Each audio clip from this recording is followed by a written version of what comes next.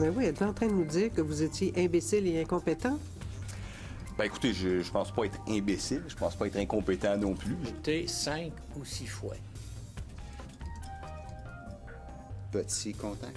Il y a des gens qui viennent parce qu'ils espèrent peut-être avoir un retour d'ascenseur. J'aime même pas le dé. C'est quoi la mafia? La mafia, c'est-tu quelqu'un qui tue? C'est-tu quelqu'un qui vole? Beaucoup de témoignages, beaucoup de souvenirs. C'est donc la fin des audiences de la commission Charbonneau. L'exercice qui s'est échelonné sur plus de 2 ans aura coûté 35 745 000 $ aux contribuables jusqu'à maintenant. Mais en entendant cette semaine l'avocat de la FTQ Construction dire qu'il n'y a pas de problème à traiter avec un employeur faisant partie du crime organisé s'il s'agit simplement de discuter de conditions de travail, certains se sont tout de même demandé tout ça pour ça.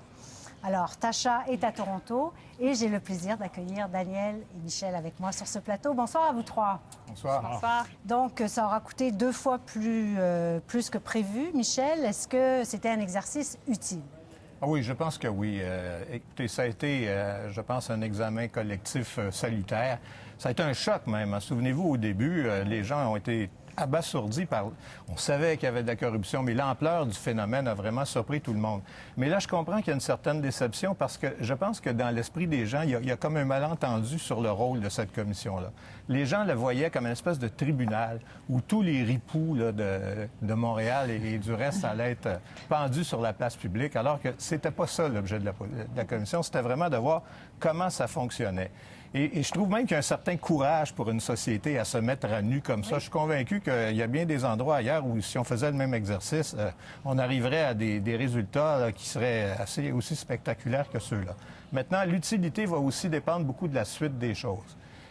Par exemple, je vous donne juste un exemple rapide. Oui. On sait de façon assez certaine qu'une des raisons pourquoi la collusion, la corruption se sont installées comme ça, c'est la perte d'expertise, tant dans les villes, les municipalités, à Montréal en particulier, et au gouvernement du Québec. Si pour des raisons budgétaires, on se dit, bon, on n'a pas les moyens d'engager ces ingénieurs-là qui vont faire en sorte que c'est pas le privé qui va continuer à surveiller le privé, ben ça va revenir, c'est clair. Alors, il va falloir avoir la volonté politique de mettre en œuvre les moyens, les recommandations. Mais quand même, on a appris beaucoup de choses, Daniel. Est-ce qu'on est allé plus loin que les enquêtes journalistiques? Sans ces enquêtes et sans les Alain Gravel de ce monde, il n'y aurait probablement pas eu, il n'y aurait sûrement pas eu de commission Charbonneau. Ça a été le point de départ et ça a été très important. Est-ce qu'on a appris des choses? On a appris qu'il y a 40 ans, il y avait eu la commission Clich qui avait mis à jour tout un scandale dans le domaine de la construction où la FTQ est impliquée, le saccage de la baie James. On s'est dit, bon, le juge Clich avec Brian Mulroney et Guy Chevrette a tout réglé, on va avoir la paix. Arrive la commission Gomery 20 ans plus tard et puis encore les mêmes problèmes de collusion. Et là, la commission Charbonneau découvre encore les mêmes problèmes de collusion et de corruption. C'est comme si on n'apprenait jamais, c'est comme de la mauvaise herbe, ça revient sans arrêt. C'est assez désolant. Espérons que cette fois, il y aura des recommandations, qu'elles seront précises, qu'elles seront rigoureuses et que le gouvernement surtout les mettra en place. Tasha, il faut quand même se remettre dans le contexte là, il y a 2 ans. Cette thérapie collective, si je peux m'exprimer ainsi, a été quand même utile et nécessaire. Oui, je pense qu'on ne pouvait pas s'en passer si on se remet dans la situation où il y avait des demandes presque quotidiennes de la part soit de l'opposition ou des journalistes ou du public même, qu'on ait une enquête dans la situation. Et quand finalement M. Charest avait créé la commission Charbonneau, je pense qu'il y avait un certain soulagement que peut-être maintenant on allait savoir la vérité, ça allait sortir. Et comme tu as dit, Céline, c'est un peu une thérapie. On n'a pas eu des résultats fulgurants sur le point de vue de faire un lien définitif entre la corruption, la politique, le financement et le monde de la construction. Mais ce qu'on a appris a réglé plusieurs problèmes, notamment au niveau des municipalités, où maintenant on a une réglementation plus forte pour s'assurer ou essayer que la situation des octrois de contrats ici et là non mérités ne se reproduit pas. Oui. Est-ce qu'on est allé, cependant, au bout de l'exercice? Il y a beaucoup de gens qui sont restés sur leur faim parce que, justement, sur le financement politique, Michel, on n'a peut-être pas interrogé certaines personnes qu'on croyait, peut-être, qui auraient pu se présenter à la commission. Je pense à Jean Charest, je pense à Marc Bibeau, le grand argentier du Parti libéral. Encore une fois, je pense que les gens auraient aimé ça, les voir défiler, là, les voir, parce que c'est une espèce de sanction, là, être obligé de se présenter devant la commission, c'est presque une punition. Mais je pense pas qu'on aurait appris grand-chose de plus. Souvenez-vous, la commission Gomery, c'est pas parce que Jean Chrétien est allé a comparu qu'on a appris plus de choses sur la façon dont ça fonctionnait. Qui aimait les balles de golf. Oui, on a ceux qui aimaient les balles de golf. Mais vous voyez, dans le cas des villes, on a eu les gros morceaux, si je peux dire, les gros poissons. Il y a eu le maire Tremblay, le maire Vaillancourt. Mais dans le cas des villes, le lien entre le politique et l'octroi des contrats était très, très étroit. On l'a vu avec M. Zampino, on l'a vu avec M. Vaillancourt. Ce qu'on a appris de ce qui se passait au niveau du Québec, c'est que le lien était beaucoup plus ténu. Là, il y avait tout le filtre de l'appareil administratif, de sorte que la relation de cause à effet entre l'octroi de contrats et le financement des partis politiques était beaucoup plus difficile à démontrer dans ce cas-là que dans le cas des municipalités. Alors que M. Chrétien soit allé ou M. Bibeau, M. Chrétien, M. Charest, M. Bibeau, je pense que ça n'aurait pas donné grand-chose de plus. Daniel? Non, je suis entièrement d'accord avec Michel. Jean Chrétien a fait la preuve que, bon, c'est un spectacle et c'était beaucoup plus pour le spectacle. C'était amusant et même le juge Gomery a choisi d'en rire parce que on aurait obtenu quoi de Jean Charest? Il aurait dit quoi qu'on n'avait pas déjà entendu?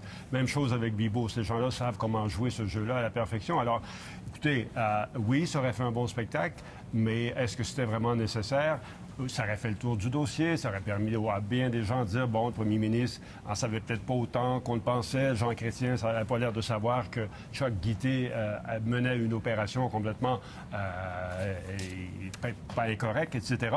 Mais en bout de piste, est-ce que ça va empêcher Mme Charbonneau de faire toutes les recommandations qu'elle veut? Je ne crois pas. Quand même, ça a fait baisser les prix des contrats, enfin, des travaux publics ici. Temporairement, en tout cas. Oui. Les firmes de génie ont quand même souffert beaucoup.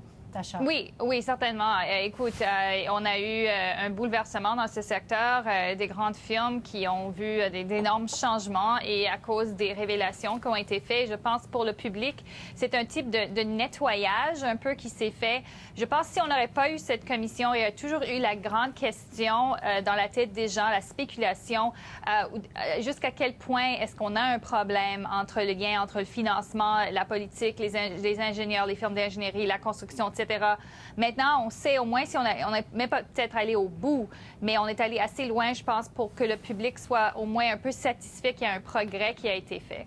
Mais pour notre ego collectif, ça a été dur, ça, parce que les firmes de génie conseil, ça a toujours été la fierté du Québec. Souvenez-vous, les premières avec l'hydro et tout ça. Et là, les déboulonner comme ça, je pense que ça a été un choc. Et même sur le plan pratique, il y a par exemple Dassault qui a été acheté par une firme albertaine. Il y a des pertes là, de contrôle sur la SNC-Lavalin. Il y a des pertes de contrôle importantes là-dedans qui sont déplorables. Bon, parlons de la mise à jour économique du gouvernement de Stephen Harper. Hier, retour à l'équilibre budgétaire l'an prochain, des surplus moins considérables que prévu quand même, en raison des mesures déjà annoncées comme le fractionnement des revenus pour les familles.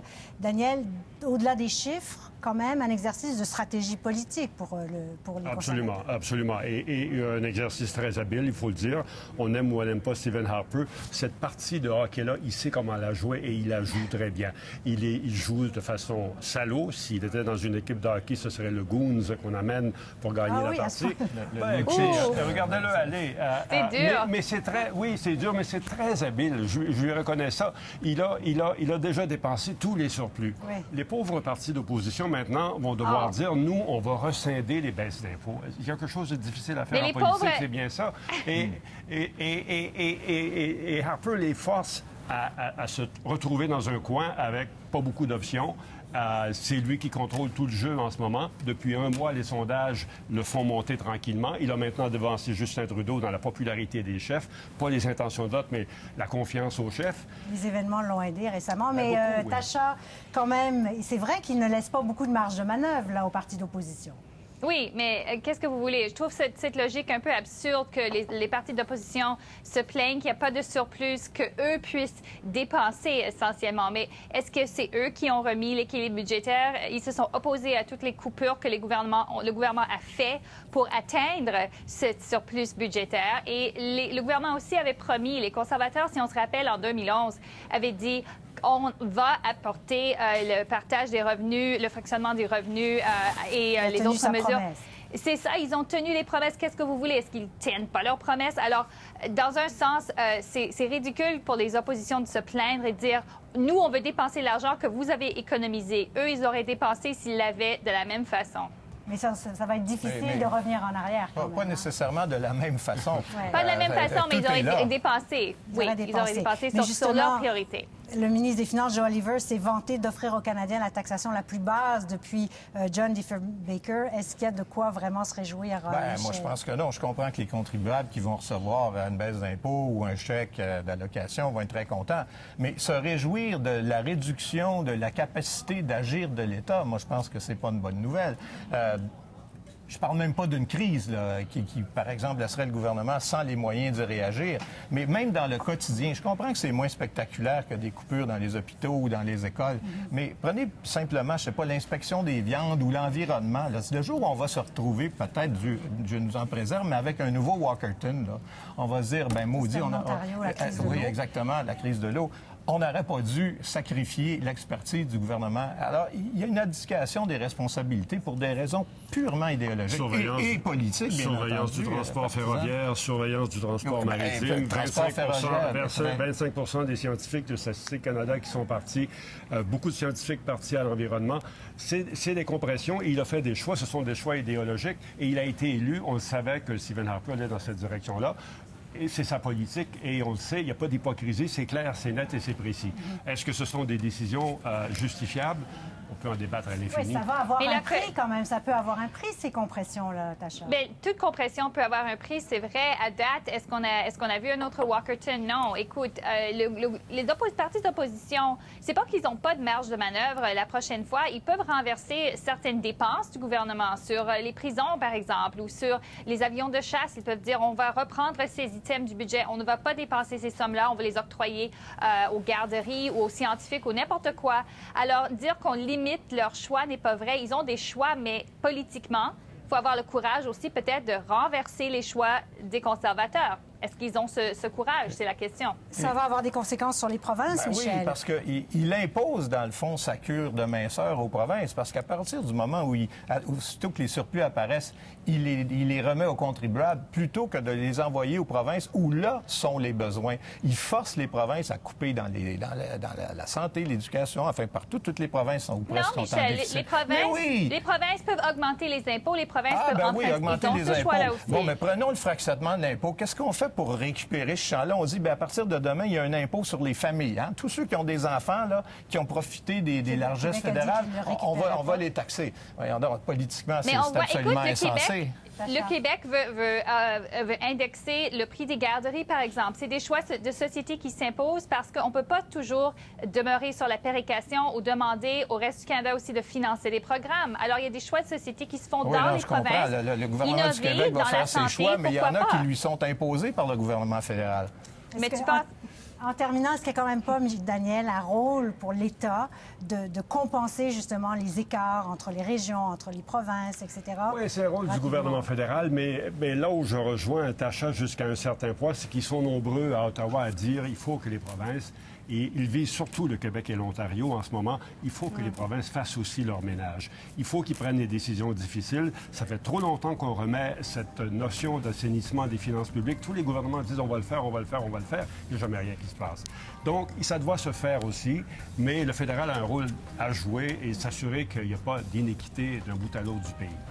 Très bien. Alors, on se laisse là-dessus. Vous ne vous entendrez pas ce soir, en tout cas, mais c'est pas grave. C'était très intéressant. Merci beaucoup à vous trois. À la semaine prochaine. Merci. Bye bye.